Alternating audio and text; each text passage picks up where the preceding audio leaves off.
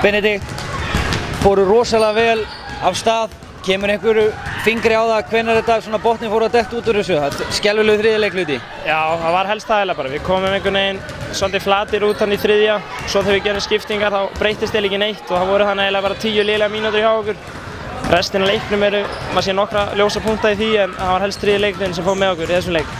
Þetta kom svolítið fyrir á síðustu leiktíð að þetta hafi verið saga margra leikja ykkar.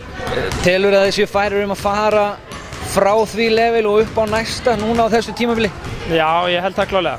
Líka við náttúrulega erum ekkert með sama liðið í fyrra og ef við horfum á okkur núna bara viku frá viku þá erum við að taka skref í rétt átt þótt það sé alltaf fullt að tapa náttúrulega. Þannig að mér líst bráðgætlega á þetta. Búnir að tapa fyrstu þremur en svona miðað við holningun á liðinu þá er samt engin ástæða til að örvænta, er það nokkuð? Nei, tímabilið er bara rétt að byrja, það er nóg eftir að leikjum. Gangi ykkur vel í framhaldinu. Takk.